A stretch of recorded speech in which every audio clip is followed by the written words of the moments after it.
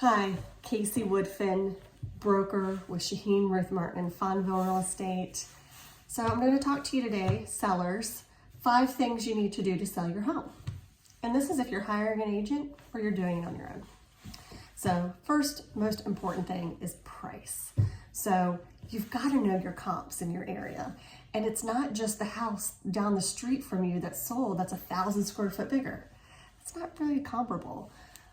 Most likely a buyer is going to have financing, and in the financing contingency, it has to appraise.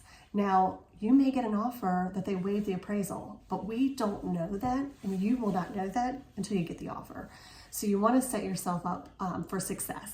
So price it appropriately with specific comps that make sense. If you're hiring an agent, great, they're really good at pulling the data. And if you're not and you're doing it on your own, really try to dig deep. Make sure that the how you're pricing your home is comparable to others that have sold with the same square footage, the same number of bedrooms, as close as possible as you can get.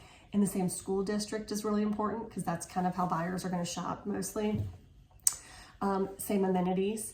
So if you have something that's like an outlier, like a pool, and not many properties around you have a pool, you do need to take that into consideration. So price is important, and I always say price fair and let the market take it up if possible. When you overprice your home, it'll sit. Unless it is in one of the hottest areas in the market, if you overprice it, it will sit and you will start chasing the market. So you want to avoid that. Number 2, and this is all encompassing. So if your home, they talk about decluttering, if you're moving, you're moving. Pack up your stuff. Great. We want it as clean as possible. And if it's vacant, we want it fully staged. I'm a huge believer in staging. Or if your house is sparsely outfitted, then let's bring a stager in so that we can hang pictures and give it that warm feeling. We are talking about people buying your home. It's an emotional purchase. So you get that one shot when they come in to look at the home. It needs to be beautiful, right? So packing all your junk up, getting rid of all the clutter, making it look like a model home. We want buyers to be able to look around and see the space, how their furniture feels in it. So if you can, move out and have it staged. And if not, thin it out as much as possible and then fill it with staging stuff. So I think that's super important, and it feeds into the next one, which is beautiful photography and videography. Guys, buyers start their search online, okay? If you do not have beautiful pictures, they're going to the next, or they think something is wrong. If you're doing a for sale by owner, don't take pictures with your iPhone. It looks dark, dingy. It looks like you just couldn't invest in it. And of course, you're asking a premium these days. So invest in professional photography. If you're hiring an agent, they have their own photographers they work with. And if you're not, just Google real estate photographer in your area. And same with a videographer.